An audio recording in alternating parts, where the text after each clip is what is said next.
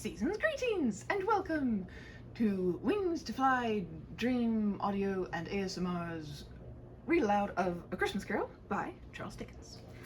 We are now on Stave 3, the second of the three spirits, and as you can see I have added to our little tableau a friendly little plushie who, in my opinion, let me adjust their little... There we go. No, that did nothing. Okay, cool, never mind. I thought they seemed happily representative of the Ghost of Christmas Present. I was like, I'm vibing with it. This works. So, awaking in the middle of a prodigiously tough snore and sitting up in bed to get his thoughts together, Scrooge had no occasion to be told that the bell was again upon the stroke of 1. He felt that he was restored to consciousness in the right nick of time for the especial purpose of holding a conference with the second messenger dispatched to him through Jacob Marley's intervention. But finding that he turned uncomfortably cold when he began to wonder which of his curtains this new spectre would draw back, he put them every one aside with his own hands, and lying down again, established a sharp lookout all round the bed.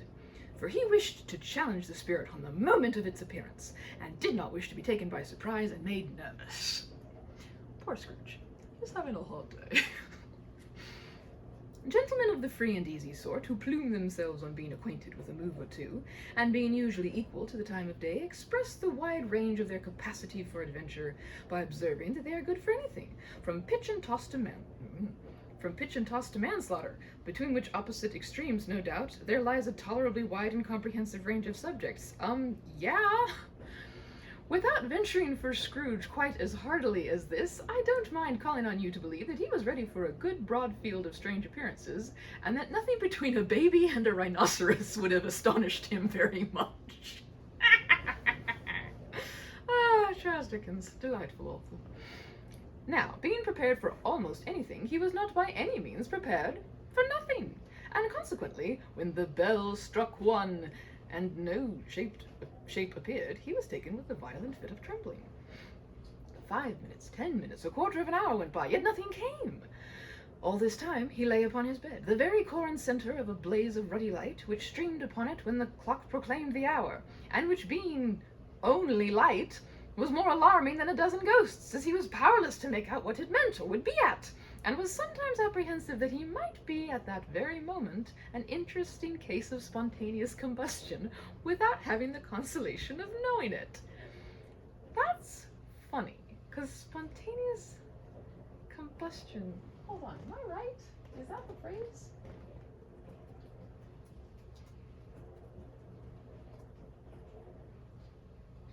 Okay, that's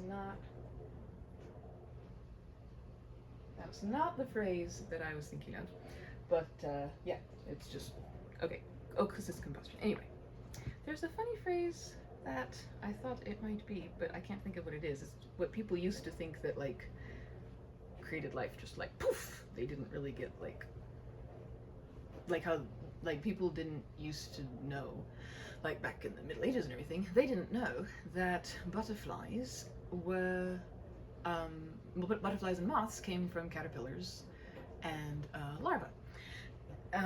They just were like, they're caterpillars and larvae, and butterflies and moths come from somewhere. And it's spontaneous something or other, but I can't remember what the something or other is, and I'm not quite sure how to look that up. So, anyway, at last, however, Scrooge began to think, as you or I would have thought at first, for it is always the person not in the predicament who knows what ought to have been done in it, and would unquestionably have done it too. At last, I say, he began to think that the source and secret of this ghostly light might be in the adjoining room, from whence, on further tracing it, it seemed to shine. This idea taking full possession of his mind, he got up softly and shuffled in his slippers to the door. The moment Scrooge's hand was on the lock, a strange voice called him by his name and bade him enter. He obeyed. It was his own room. There was no doubt about that. But it had undergone a surprising transformation.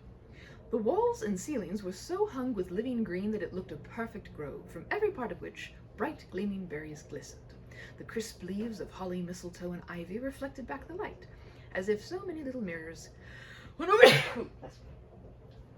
Excuse me. I was trying to get to the end of the sentence and I lost. Oh, poor me. Okay, maybe not. I'll start over again. Hem! The crisp leaves of holly, mistletoe, and ivy reflected back the light, as if so many little mirrors had been scattered there, and such a mighty blaze went roaring up the chimney as that dull petrification of a hearth had never known in Scrooge's time, or Marley's, or for many and many a winter season gone. Heaped up upon the floor to form a kind of throne, were turkeys, geese, game, poultry, brawn, great joints of meat, sucking pigs, long wreaths of sausages, mince pies, plum puddings, barrels of oysters, red-hot chestnuts, cherry-cheeked apples, juicy oranges, luscious pears, immense twelfth cakes, and seething bowls of punch that made the chamber dim with their delicious steam.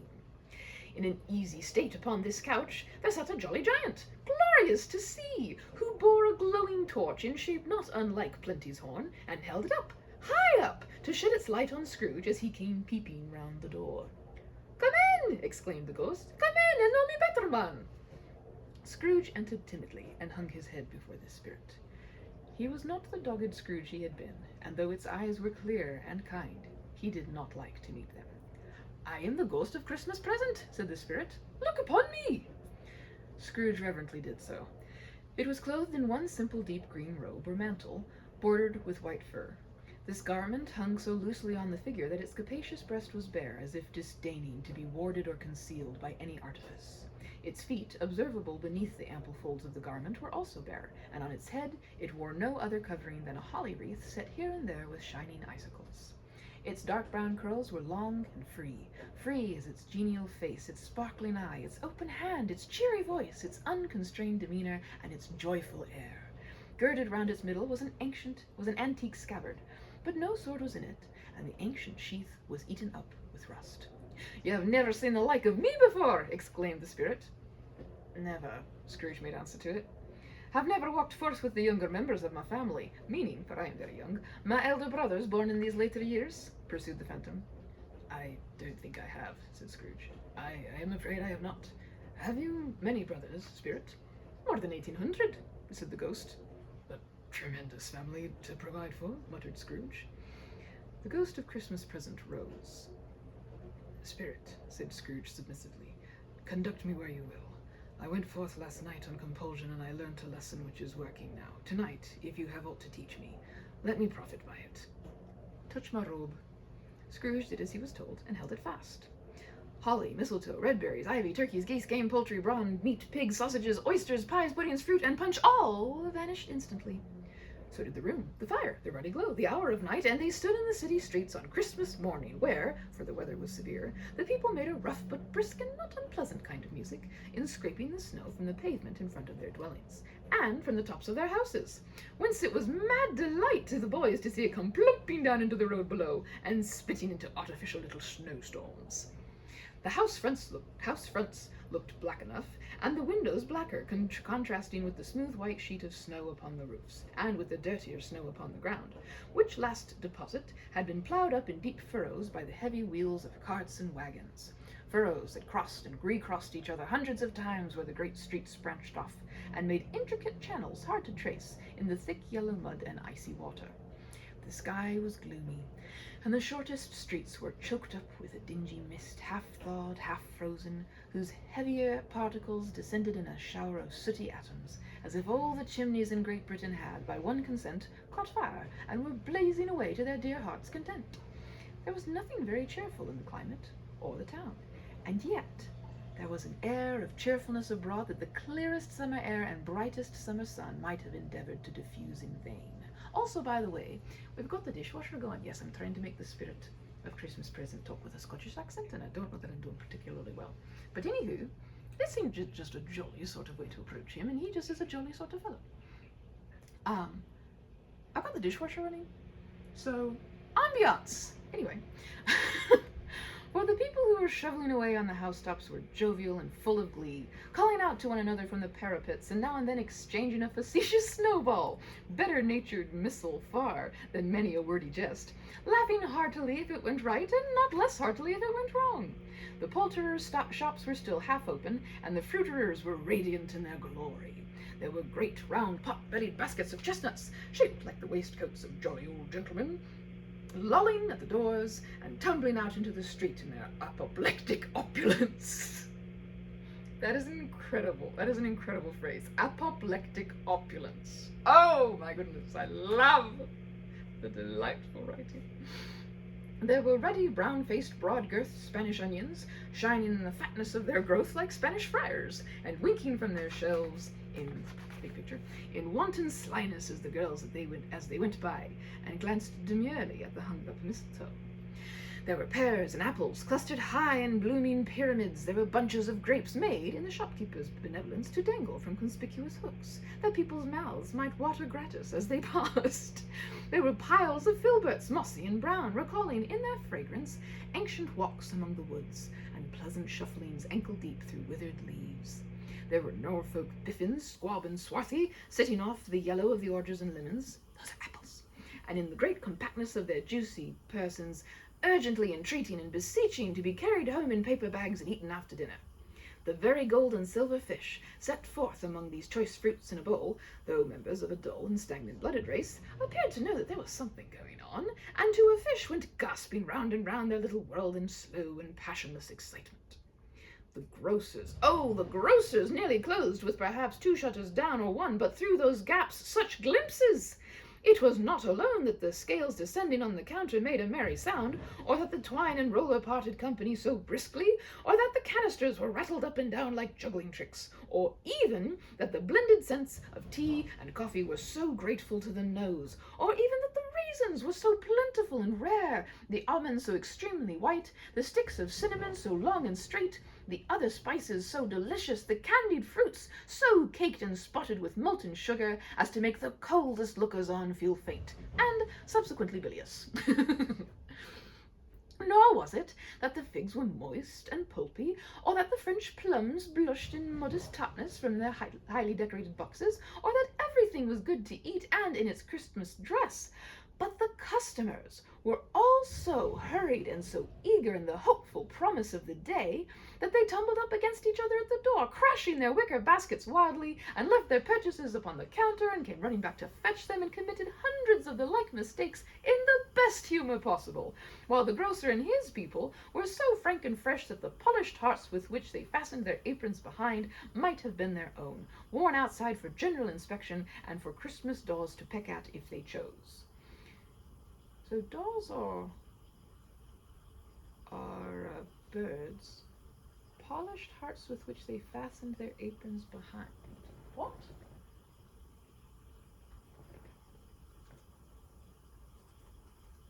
These two fashion aprons with polished hearts. I'm curious. I want to know.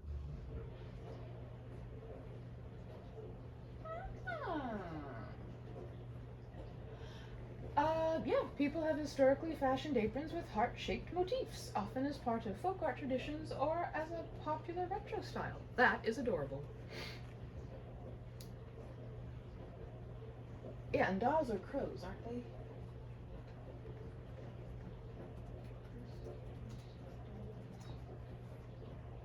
Oh, jackdaws, yeah. Yeah, they're a kind of bird related to crows. Yeah. What is it?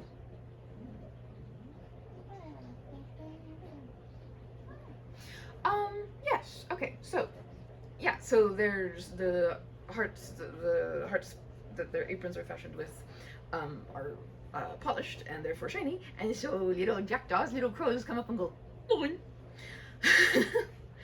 But soon the steeples called good people all to church and chapel, and away they came, flocking through the streets in their best clothes and with their gayest faces. And at the same time there emerged from scores of by-streets, lanes, and nameless turnings innumerable people carrying their dinners to the bakers' shops. This is a very interesting thing. On Sunday, the bakers' shops would be closed, and people who didn't have ovens, or like poor people who didn't have, the great ovens and really nice like cooking means that were available at the baker shops, the bakers would allow them to come and bake their Sunday dinners or cook their Sunday dinners so they could have a nicer meal on Sundays than they normally could cook during the week per what they had available to cook their food on or in, which I just think is really sweet. The sight of these poor revellers appeared to interest the spirit very much, for he stood with Scrooge beside him in a baker's doorway, and taking off the covers as their bearers passed, sprinkled incense on their dinners from his torch. I forgot that. And it was a very uncommon kind of torch, for once or twice when there were angry words between some dinner carriers who had jostled with each other, he shed a few drops of water on them from it, and their good humour was restored directly. For they said it was a shame to quarrel upon Christmas Day, and so it was. God love it, so it was. In time, the bells ceased and the bakers were shut up, and yet there was a genial shadowing forth of all these dinners and the progress of their cooking in the thawed blotch of wet above each baker's oven, where the pavement smoked as if its stones were cooking too. Is there this is Scrooge. Is there a peculiar flavour in what you sprinkle from your torch? Asked Scrooge. There is, my own. Would it apply to any kind of dinner on this day? Asked Scrooge. To any kindly given, to a poor one most. Why to a poor one most? Asked Scrooge. Because it needs it most. Spirit, said Scrooge after a moment's thought, I wonder you, of all the beings in the many worlds above us, should desire to cramp these people's opportunities of innocent enjoyment. What? Oh, I was curious. I was like reading ahead because I was like, what's he talking about? I, cried the spirit, you would deprive them of their means of dining every 7th day, often the only day on which they can be said to dine at all, wouldn't you? I, cried the spirit, you seek to close these places on the 7th day, said Scrooge, and it comes to the same thing. I seek, exclaimed the spirit. Forgive me if I'm wrong. It has been done in your name, or at least in that of your family. Oh yeah, and also on holidays, not just Sundays, because this isn't necessarily Sunday. It says, oh yeah, it has been done in your name, or at least in that of your family, said Scrooge. There are some upon this earth of yours, returned the spirit, who lay claim to know us, and who do their deeds of passion, pride, ill will, hatred, envy, bigotry, and selfishness in our name, who are strange to us and all our kith and kin as if they had never lived. Remember that, and charge their doings on themselves, not us. This is why I love the spirit of Christmas present. Scrooge promised that he would, and they went on, invisible as they had been before, into the suburbs of the town.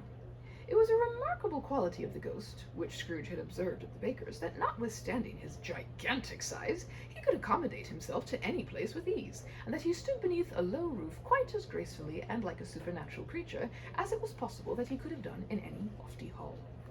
And perhaps it was the pleasure the good spirit had in showing off this power of his, or else it was from his own kind, generous, hearty nature, and his sympathy with all poor men, that led him straight to Scrooge's clerk's. For there he went, and took Scrooge with him, holding to his robe, and on the threshold of the door the spirit smiled, and stopped to bless Bob Cratchit's dwelling with the sprinklings of his torch. Think of that. Bob had but 15 bob a week himself. He pocketed on Saturdays but 15 copies of his Christian name. That's adorable. And yet the ghost of Christmas present blessed his 4-roomed house. Bob's a shilling, right? Didn't they say that he got a shilling? Is a Bob a shilling? Yeah. Why was a shilling called Bob? People don't know why it's called Bob. Then up rose Mrs. Cratchit, Cratchit's wife, dressed out but poorly in a twice-turned gown, but brave in ribbons, which are cheap, and make a goodly show for 6pence. Twice-turned, so women would, I don't know if they ever did this with men's clothes, but women who didn't have much in the way of a wardrobe budget would, as the fabric on a dress got more worn, they'd unstitch it, turn the fabric all over, and re-stitch it, so that the fabric, the side of the fabric that had been the outside was now the side of the fabric that was on the inside, and so the it would just look a little nicer. But that it's twice turned means that she's done that twice, so the outside became the inside, but then the outside that had once been the inside became the inside again. So they're not very well off. And she laid the tablecloth, assisted by Belinda Cratchit, second of her daughters, also brave in ribbons, while Master Peter Cratchit plunged a fork into the saucepan of potatoes, and getting the corners of his monstrous shirt collar, Bob's private property conferred upon his son and heir in honor of the day, into his mouth, rejoiced to find himself... Wait, what? Hold on, the nuance of my phrasing is making the sentence, okay. She laid the cloth, assisted by Belinda Cratchit, second of her daughters, also brave in ribbons. While Master Peter Cratchit plunged a fork into the saucepan of potatoes, and, getting the corners of his monstrous shirt collar, Bob's private property conferred upon his son and heir in honor of the day, into his mouth, rejoiced to find himself so gallantly attired, and yearned to show his linen in the fashionable parks. And now 2 smaller Cratchits, boy and girl, came tearing in, screaming that outside the bakers they had smelt the goose, and known it for their own, and basking in luxurious thoughts of sage and onion, these young Cratchits danced about the table, and exalted Master Peter Cratchit to the skies, while he, not proud, although his collars nearly choked him, blew the fire until the slow potatoes bubbling up knocked loudly at the saucepan lid to be let out and peeled. "Whatever has got your precious father, then?" said Mrs. Cratchit. "And your brother, Tiny Tim, and Martha weren't as late last Christmas Day by half an hour." "Here's Martha, mother," said a girl, appearing as she spoke. "Here's Martha, mother!" cried the 2 young Cratchits. "Hurrah, there's such a geese, Martha!" "Why, bless your heart alive, my dear, how late you are," said Mrs. Cratchit, kissing her a dozen times and taking off her shawl and bonnet for her with officious zeal. "We'd a deal of work to finish up late last night," replied the girl, "and had to clear away this morning, mother." "Well, never mind, so long as you are come," said Mrs. Cratchit. "Sit you down by the fire, my dear, and have a warm, Lord bless you." "No, there's father coming!" cried the 2 young Cratchits, who were everywhere at once, in the inimitable way of children. Children are very talented in that way. "Hide, Martha, hide!" So Martha hid herself, and in came little Bob, the father, with at least 3 feet of comforter, exclusive of the fringe, hanging down before him, and his threadbare clothes darned up and brushed to look seasonable, and Tiny Tim upon his shoulder. Alas for Tiny Tim, he bore a little crutch, and had his limbs supported by an iron frame. "Why, where's our Martha?" cried Bob Cratchit, looking around. "Not coming," said Mrs. Cratchit. "Not coming," said Bob, with a sudden declension in his high spirits, for he had been Tim's blood horse all the way from church and had come home rampant. "Not coming upon Christmas Day?" Martha didn't like to see him disappointed, if it were only in joke, so she came out prematurely from behind the closet door and ran into his arms, while the 2 young Cratchits hustled Tiny Tim and bore him off into the wash-house, that he might hear the pudding singing in the copper. "And how did little Tim behave?" asked me. I'm trying to do them in an Irish accent. I understand it's not going well. I am aware. I was like, oh, I'll make them do an Irish accent. And then I'm doing this going, apparently, I can't do an Irish accent. "And how did little Tim behave?" asked Mrs. Cratchit, when she had rallied Bob on his credulity, and Bob had hugged his daughter to his heart's content, credulity being a word for gullibility. "As good as gold," said Bob, "and better. Somehow he gets thoughtful sitting by himself so much, and thinks the strangest things you ever heard. He told me, coming home, that he hoped the people saw him in the church, because he was a cripple, and it might be pleasant to them to remember upon Christmas Day who made lame beggars walk and blind men see." Bob's voice was tremulous when he told them this. Oops, sorry, I did not make that tremulous. And trembled more when he said that Tiny Tim was growing strong and hearty. His active little crutch was heard upon the floor, and back came Tiny Tim before another word was spoken, escorted by his brother and sister to his stool beside the fire. While Bob, turning up his cuffs, as if, poor fellow, they were capable of being made more shabby, compounded some hot mixture in a jug with gin and lemons, and stirred it round and round, and put it on the hob to simmer. I wonder if my tea is cool enough.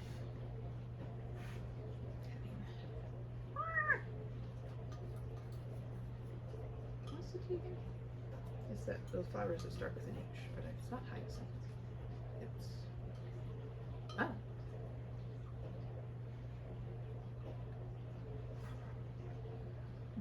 Eat more sugar. Sugar. In the immortal words of Robert Steenhart from Ellis Knight's delightful audio roleplay series on his channel, Shining Armor ASMR. That line lives on in my head rent-free. Yes, I have a bag of sugar waiting here. I didn't know if I'd have enough sugar in the thing. And it was too hot to taste it. So I had to bring the bag of sugar and put it on the coffee table by the tea, so that if once I tasted it, when it was cool enough, I'd be able to add sugar if I needed it. You know, just in case I have to take a drink of it, and go, needs more sugar. Also, was kind of bugging me that I can't remember what kind of tea this is. Ah, now that's beautiful. This is the only tea that I like sugar in. All other teas I prefer stevia, and then there's a couple that I like honey in. Like ginger tea is good with honey. But this tea, it's not hyacinth tea. It's the kind of pink one. Oh well. Let's see. Ah yes. Master Peter and the two ubiquitous young Cratchits went to fetch the goose, with which they soon returned in high procession. Do we ever know what the two ubiquitous young Cratchits' names are? So far we've got names for everyone but those two. Such a bustle ensued that you might have thought a goose the rarest of all birds, a feathered phenomenon, to which a black swan was a matter of course, and in truth, it was something very like it in that house. Mrs. Cratchit made the gravy, ready beforehand in a little saucepan, hissing hot. Master Peter mashed the potatoes with incredible vigor.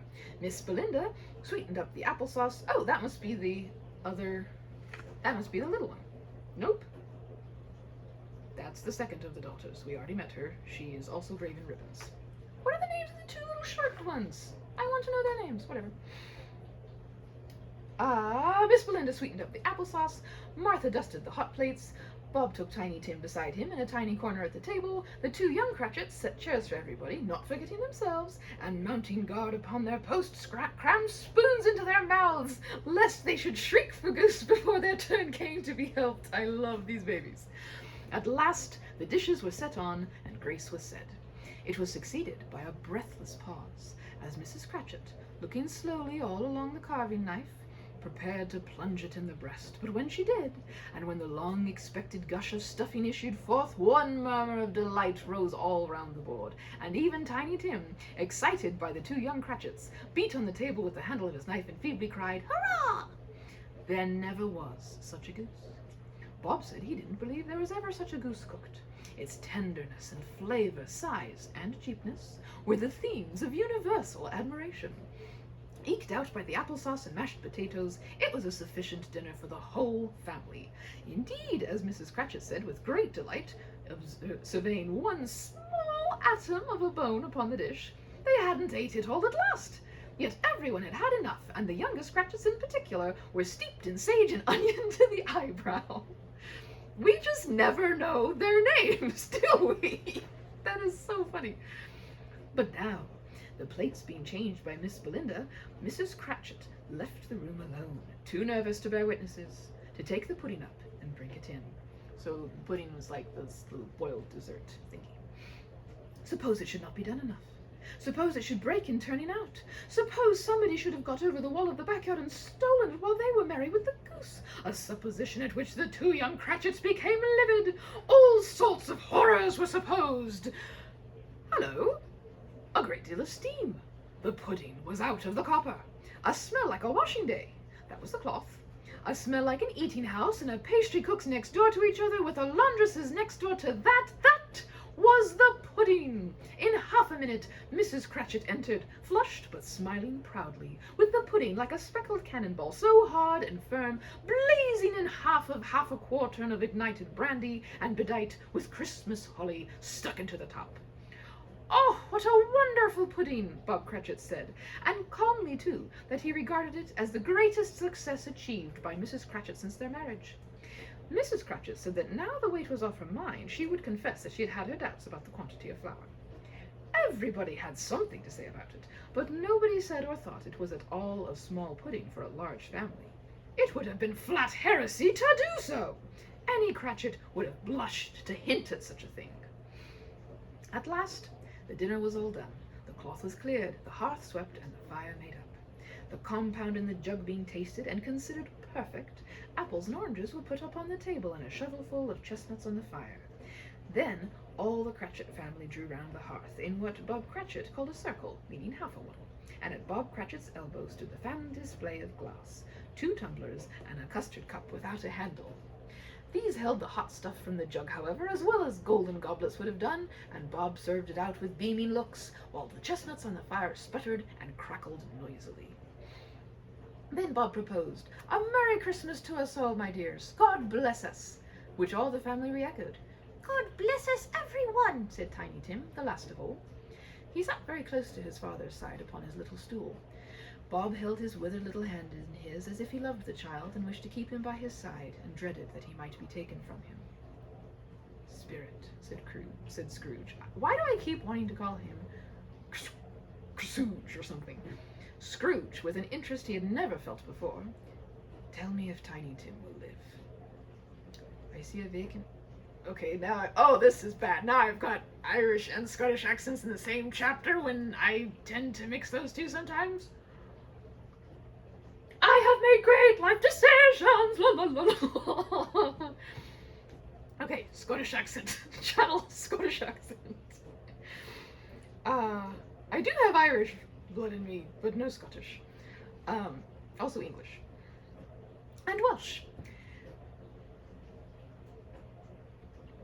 I see a vacant seat, replied the ghost in the poor chimney corner, and a crutch without an owner, carefully preserved. If these shadows remain unaltered by the future, the child will die. No, no, said Scrooge. Oh no, kind spirit, say he will be spared. If these shadows remain unaltered by the future, none other of my race, returned the ghost, will find him here. What then? If he be like to die, he had better do it, and decrease the surplus population. Scrooge hung his head to hear his own words quoted by the spirit, and was overcome with penitence and grief. Man, said the ghost, if man you be in heart, not adamant, forbear that wicked cant until you have discovered what the surplus is and where it is. Will you decide that what men shall live, what men shall die? It may be that in the sight of heaven you are more worthless and less fit to live than millions like this poor man's child. Oh God, to hear the insect on the leaf pronouncing on the too much life among his hungry brothers in the dust. Scrooge bent before the ghost's rebuke, and trembling cast his eyes upon the ground. But he raised them speedily, on hearing his own name. Mr. Scrooge, said Bob, I'll give you Mr. Scrooge, the founder of the feast. The founder of the feast, indeed, cried Mrs. Cratchit, reddening. I wish I had him here. I'd give him a piece of my mind to feast upon, and I hope he'd have a good appetite for it. My dear, said Bob, children, Christmas Day? It should be Christmas Day, I am sure, said she, on which one drinks the health of such an odious, stingy, hard, unfeeling man as Mr. Scrooge. You know he is, Robert. Nobody knows it better than you do, poor fellow. My dear, was Bob's mild answer, Christmas Day. Poor Bob, he's so sweet. I will drink his health for your sake and the day's, said Mrs. Cratchit, not for his. Long life to him. A Merry Christmas and a Happy New Year. He'll be very merry and very happy, I have no doubt. The children drank the toast after her. It was the first of their proceedings, which had no heartiness in it. Tiny Tim drank it last of all, but he didn't care twopence for it. Scrooge was the ogre of the family. The mention of his name cast a dark shadow on the party, which was not dispelled for a full 5 minutes. It's so just... this family... Okay, so there's Peter, Belinda, Martha, the two who are apparently never named, Tiny Tim, Bob Cratchit, and Mrs. Cratchit. Mrs. Cratchit's first name being Mrs. apparently, because we never see another one for her. So that's... hold on. I counted and then I started chattering. Okay, the two kiddos, Tiny Tim, the two girls, the older boy, the parents. That's 8 people.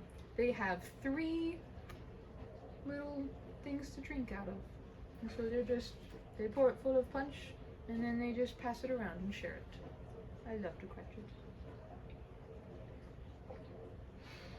After it had passed away, the mention of Scrooge's name having cast a dark shadow on the party, which was not spelled for a full 5 minutes, after it had passed away, they were 10 times merrier than before, from the mere relief of Scrooge the baleful being done with. Bob Cratchit told them how he had a situation in his eye for Master Peter, which would bring in, if obtained, full 5 and 6 pence weekly. The 2 young Cratchits laughed tremendously at the idea of Peter's being a man of business, and Peter himself looked thoughtfully at the fire from between his collars, as if he were deliberating what particular investments he should favour when he came into the receipt of that bewildering income. Martha, who was a poor apprentice at a milliner's, then told them what kind of work she had to do, and how many hours she worked at a stretch, and how she meant to lie abed tomorrow morning for a good long rest. Tomorrow being a holiday, she passed at home.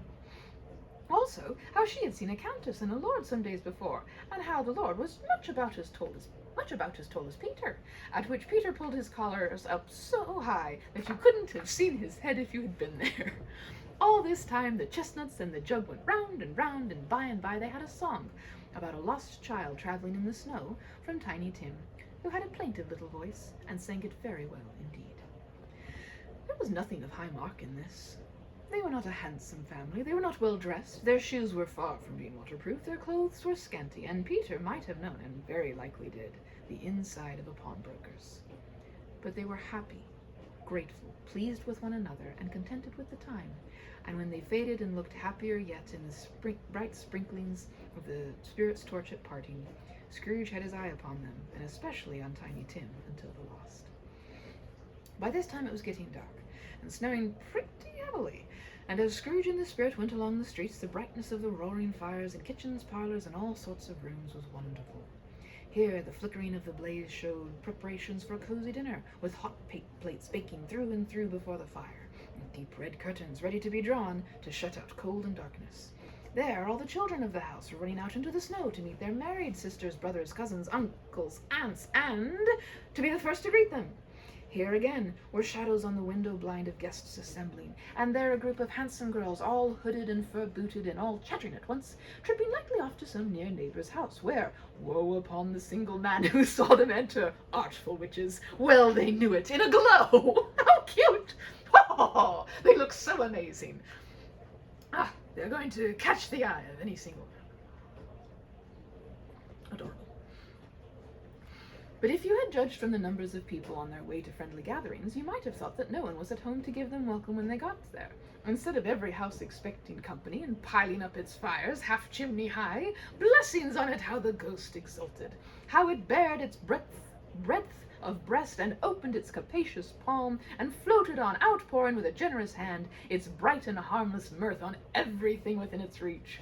The very lamplighter who ran on before, dotting the dusky street with specks of light, and who was dressed to spend the evening somewhere, laughed out loudly as the spirit passed, though little kenned the lamplighter that he had any company but Christmas.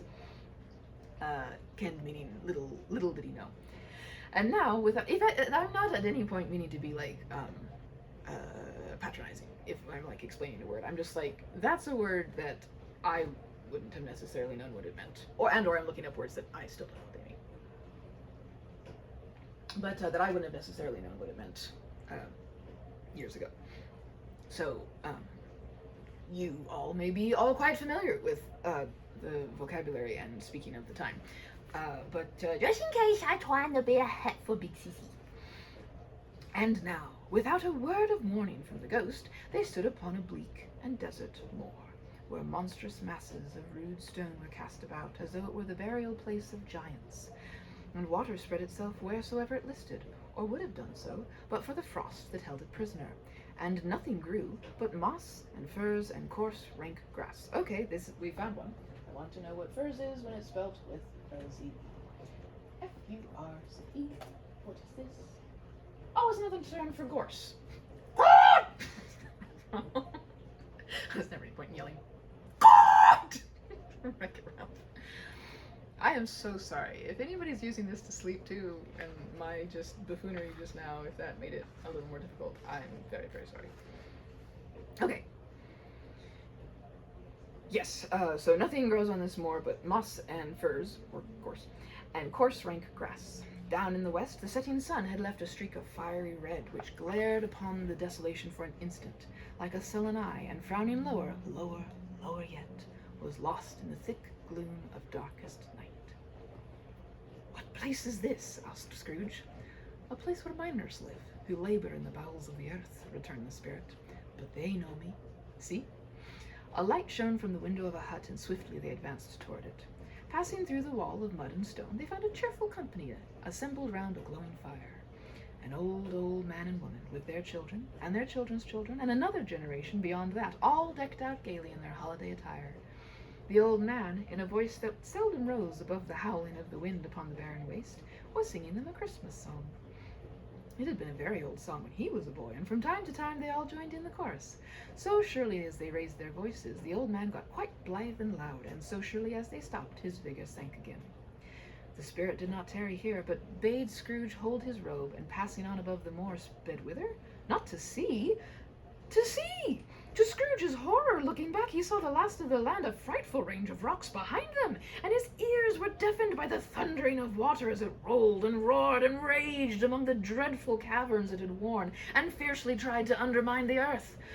Built upon a dismal reef of sunken rocks some league or so from shore, on which the waters chafed and dashed the wild year through, there stood a solitary lighthouse.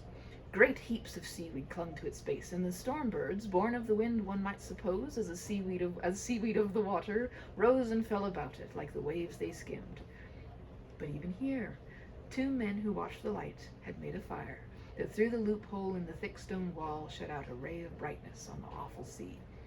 Joining their horny hands over the rough table at which they sat, they wished each other Merry Christmas in their can of grog, and one of them, the elder too, with his face all damaged and scarred with hard weather, as the figurehead of an old ship might be, struck up a sturdy song that was like a gale in itself.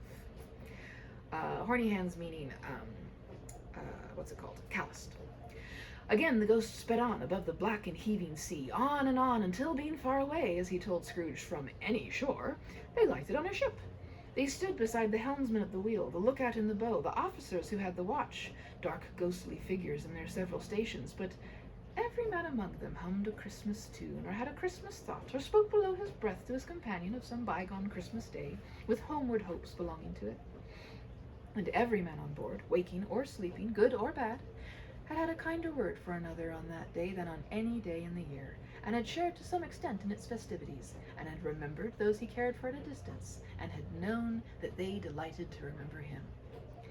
It was a great surprise to Scrooge, while listening to the moaning of the wind, and thinking what a solemn thing it was to move on through the lonely darkness over an unknown abyss, whose depths were secrets as profound as depth. Whose depths were secrets as profound as death. It was a great surprise to Scrooge, while thus engaged, to hear a hearty laugh. It was a much greater surprise to Scrooge to recognize it as his own nephew's, and to find himself in a bright, dry, gleaming room, with the spirit standing by his side, and looking at that same nephew with approving affability. Laughed Scrooge's nephew. If you should happen, by any unlikely chance, to know a man more blessed in a laugh than Scrooge's nephew, all I can say is, I should like to know him too. Introduce him to me, and I'll cultivate his acquaintance. Apologies, because obviously the laugh I just gave was not one that someone would consider a man blessed with, but whatever, it's fine! It is a fair, even-handed, noble adjustment of things, that while there is infection in disease and sorrow, there is nothing in the world so irresistibly contagious as laughter and good humor. When Scrooge's nephew laughed in this way, holding his sides, rolling his head, and twisting his face in the most extravagant contortions, Scrooge's niece, by marriage, laughed as heartily as he. And their assembled friends, being not a bit behindhand, roared out lustily. Oh, okay, they're all laughing. I'm not gonna... Okay, we'll count that as they're laughing. It's like, ha ha, ha ha ha ha ha. I'm like, I'm gonna fail that. That's not gonna go well for me. He said that Christmas was a humbug, as I live, cried Scrooge's nephew. He believed it too. More shame for him, Fred, said Scrooge's niece indignantly. Bless these women. They never do anything by halves. They are always in earnest. She was very pretty. He actually said, bless those women. She was very pretty, exceedingly pretty, with a dimpled, surprised-looking, capital face, a ripe little mouth that seemed made to be kissed, as no doubt it was, all kinds of good little dots about her chin that melted into one another when she laughed, and the sunniest pair of eyes you ever saw in any little creature's head. Although she was what you would have called provoking, you know, but satisfactory too. Oh, perfectly satisfactory. Charles Dickens describes ladies that he means to describe as charming, quite charmingly. Lips that were a capital face, a ripe little mouth that seemed made to be kissed. That's adorable. As no doubt it was. That's absolutely adorable. He's a comical old fellow, said Scrooge's nephew. That's the truth, and not so pleasant as he might be. However, his offences carry their own punishment, and I have nothing to say against him. I'm sure he is very rich, Fred, hinted Scrooge's niece. At least you always tell me so. "What of that, my dear?" said Scrooge's nephew.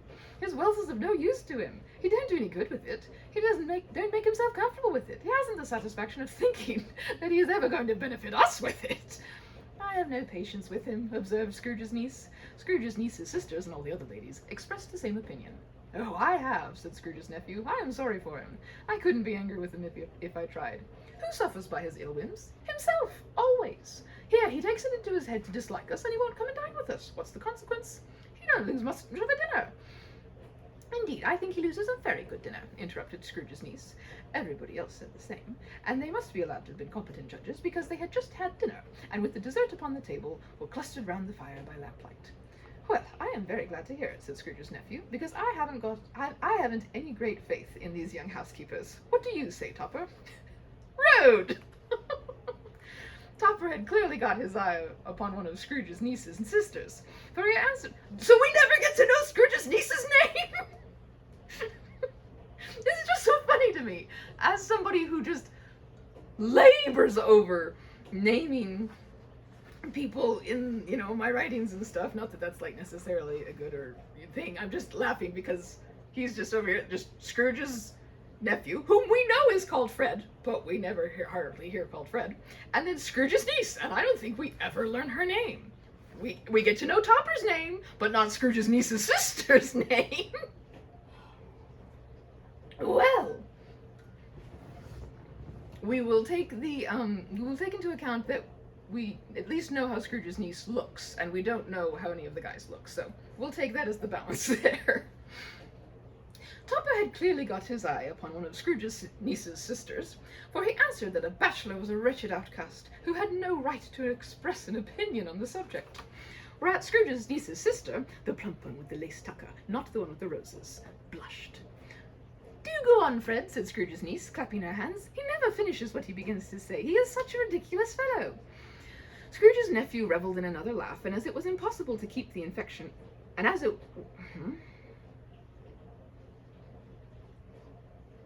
What? Oh, in fact, okay. Scrooge's nephew revelled in another laugh, and as it was impossible to keep the infection off, though the plump sister tried hard to do it with aromatic vinegar, his example was unanimously followed, so everybody burst out laughing. "I was only going to say," said Scrooge's nephew, "that the Okay, I'm going to say it right now. I think that maybe Scrooge's nephew has ADHD. Because he's just been called out by his wife. He never finishes what he begins to say. I'm like, well, sometimes the struggle is real, sister. Sometimes the struggle is real. Oh my gosh. Okay, so maybe Scrooge's nephew has ADHD and goes on tangents and just kind of, forgets to maybe finish the tangent he was on. Whatever. Because, yeah, he totally went off on a different tangent. Anyway, I was only going to say, said Scrooge's nephew, that the consequence of his taking a dislike to us and not making merry with us is, as I think, that he loses some pleasant moments, which could do him no harm. I am sure he loses pleasanter companions than he can find in his own thoughts, either in his mouldy old office or his dusty chambers. I mean to give him the same chance every year, whether he likes it or not, for I pity him. He may rail at Christmas till he dies, but he can't help thinking better of it. I defy him. If he finds me going there in good temper year after year and saying, "Uncle Scrooge, how are you?"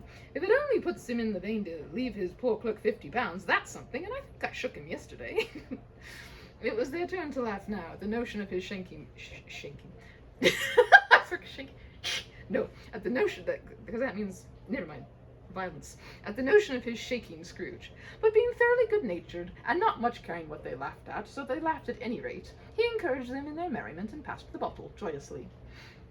After tea, they had some music, for they were a musical family, and knew what they were about when they sung a glee or catch, I can assure you, especially Topper, who could growl away in the bass like a good one, and never swell the large veins in his forehead or get red in the face over it.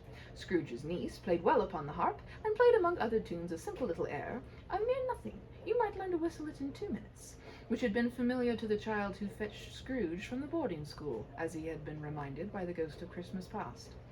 When this strain of music sounded, all the things that the ghost had shown him came upon his mind.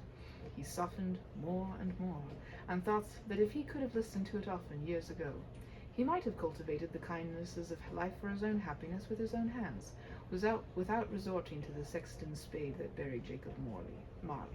What?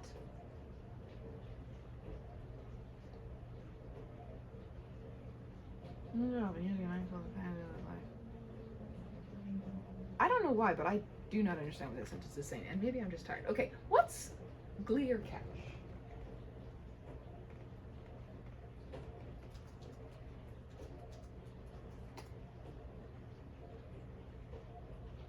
Okay, glee and catch refer to two distinct English vocal music forms from the 18th and 19th centuries. A glee is a respectable, often sentimental, unaccompanied song for male voices, while a catch is a type of round that was often bawdy and humorous.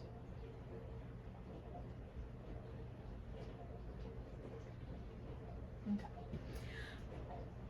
I'm still trying to music sound. He's talking about. I thought that if he had listened to it often years ago, he might have cultivated the kindnesses of life for his own happiness with his own hands, without resorting to the sexton's spade that buried Jacob Marley. Like, I understand everything until the phrase "without resorting to the sexton's spade that buried Jacob Marley." What? Whatever. Doesn't matter. Move along, wings to fly. But they didn't devote the whole evening to music. After a while, they played at forfeits, for it is good to be children sometimes, and never better than at Christmas, when its mighty founder was a child himself. Okay, what's forfeits? It's the game of forfeits.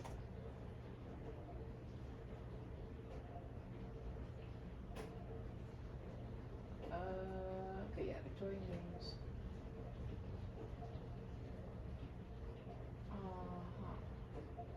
From the Young Folks Cyclopedia of Games and Sports, 1890, here are the rules for playing forfeits. This is from pioneergirl.com. A game played by any number of persons in which articles given up by each of them are restored on the performance of some difficult or ridiculous feat. So, truth or dare, but different. Stop! There was first a game at Blind Man's Buff. Why is it Blind Man's Buff and not Blind Man's Bluff? Does the entire world call it Blind Man's Buff and not Blind Man's Bluff? I thought it was Blind Man's Bluff.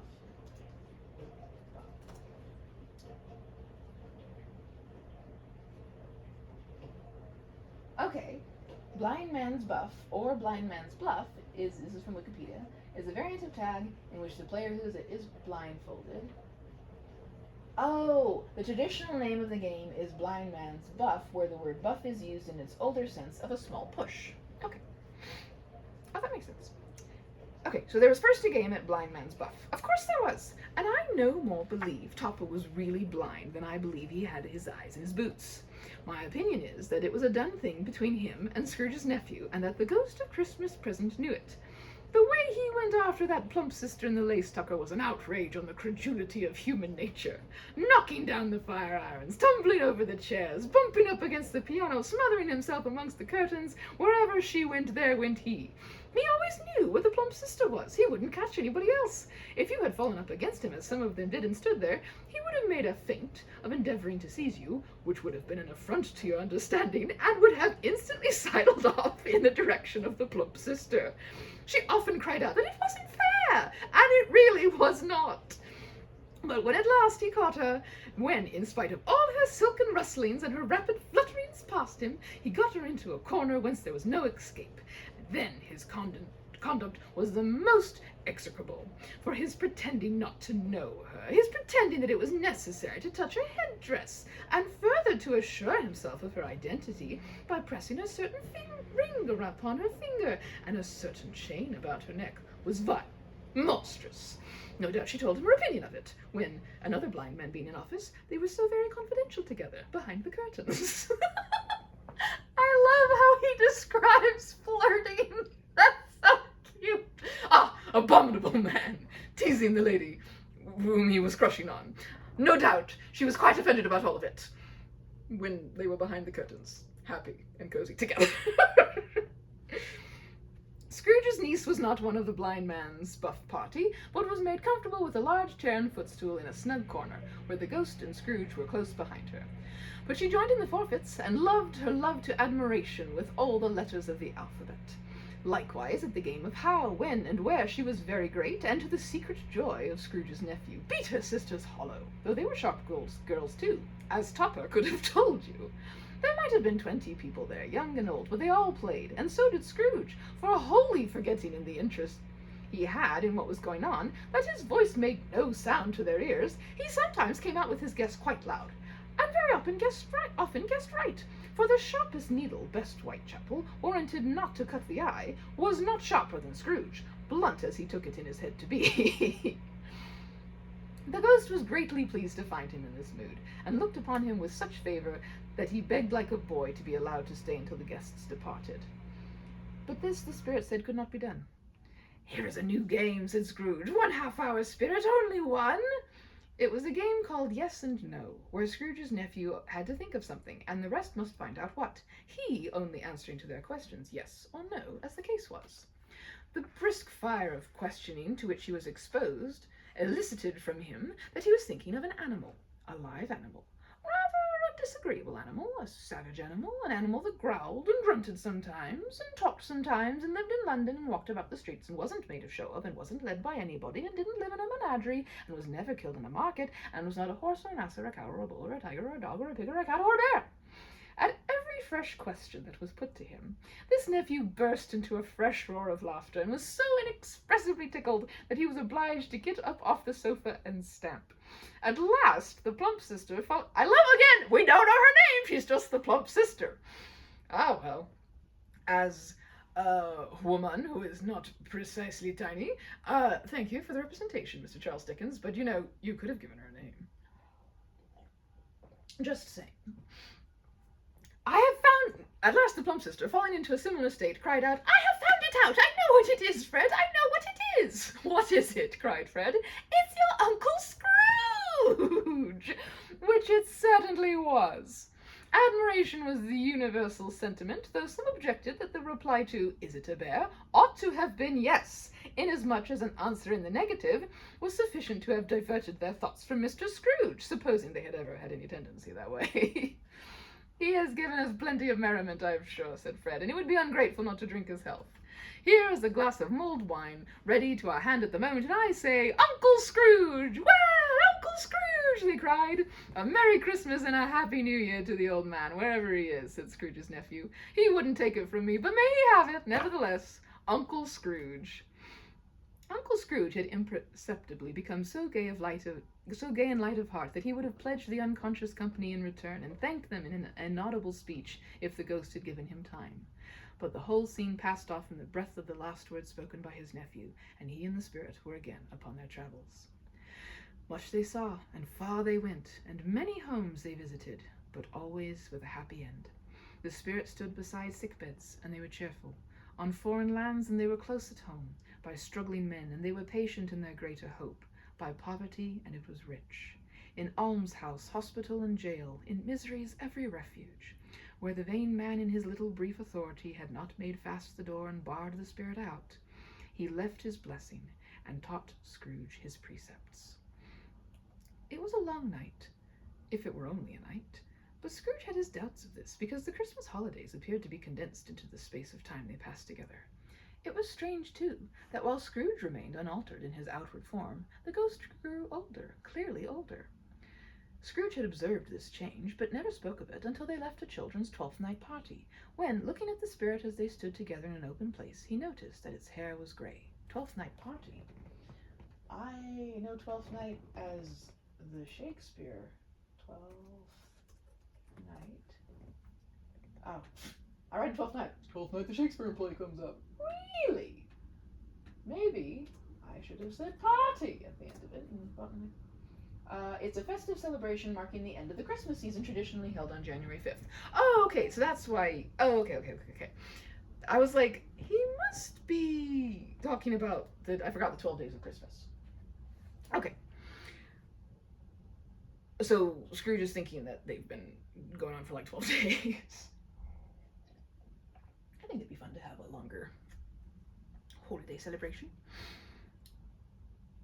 Scrooge had observed this change, but never spoken of it until, I'm like, this sounds familiar because I just read it. "Are spirits' lives so short?" asked Scrooge. My life upon this globe is very brief, replied the ghost. It ends tonight. Tonight! Cried Scrooge. Tonight at midnight. Hark! The time is drawing near. The chimes were ringing the 11:15 at that moment. Forgive me if I am not justified in what I ask, said Scrooge, looking intently at the spirit's robe, but I see something strange and not belonging to yourself, protruding from your skirts. Is it a foot or a claw? It might be a claw for the flesh there is upon it, was the spirit's sorrowful reply. Look here. From the foldings of its robe it brought 2 children, wretched, abject, frightful, hideous, miserable. They knelt down at its feet and clung upon the outside of its garment. Oh, man, look here, look, down here, exclaimed the ghost. They were a boy and a girl, yellow, meager, ragged, scowling, wolfish, but prostrate too in their humility. Where graceful youth should have filled their features out and touched them with its freshest tints, a stale and shriveled hand like that of age had pinched and twisted them and pulled them into shreds. Where angels might have sat enthroned, devils lurked and glared out menacing.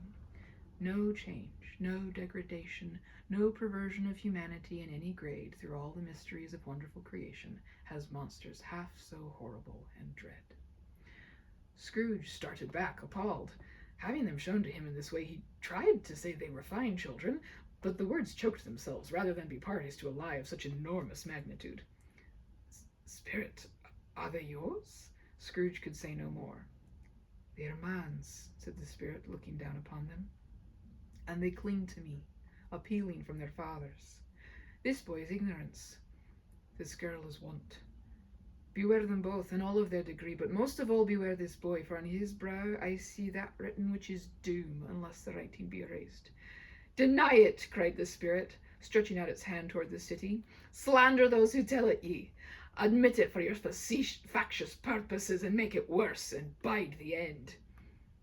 Have they no refuge or resource? Cried Scrooge. Are there no prisons? Said the spirit, turning on him for the last time with his own words.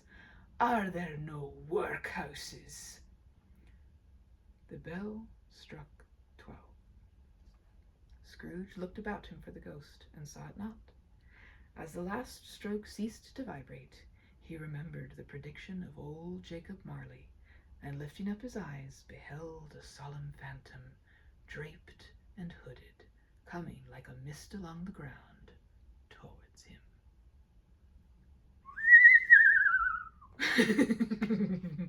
Well, see you next time. 2 more chapters. The next one is sad, but you probably all already know that. Hope that you're able to be enjoying some of the jollity of the season, whether or not you celebrate Christmas specifically, or whether you celebrate any of the other wonderful holidays abundant at this time of year, or whether you don't celebrate any of them at all, Christmas, Hanukkah, Kwanzaa, Yule, any of them, none of them. I hope that however your perspectives are, and theological beliefs and everything, I hope you're having fun. I hope that you're able to just bring some of the just enjoy some of the celebratoriness that just is kind of abundant at this time of year, and that you're able to enjoy it, and that it just kind of brings some pretty little fireflies of enjoyment into your holiday season. Whether or not you're celebrating any holiday, I hope you're having a nice time in the season that so many people celebrate holidays all around the time of year. I do love how there's so many midwinter holidays that humans are just like, it's cold and it's snowy and I'm sad. Let's party! Talk about self-preservation. Very, very smart. Please drink water. Please eat good food. Please take your meds. Please get sleep. Please be patient with yourselves. And if you like hot chocolate, I hope you have some hot chocolate or some other yummy, nice and warming treat. Or if you don't like warming treats, then just something yummy. Treat yourself to something yummy. And rock on, little goblins and loves. Bye.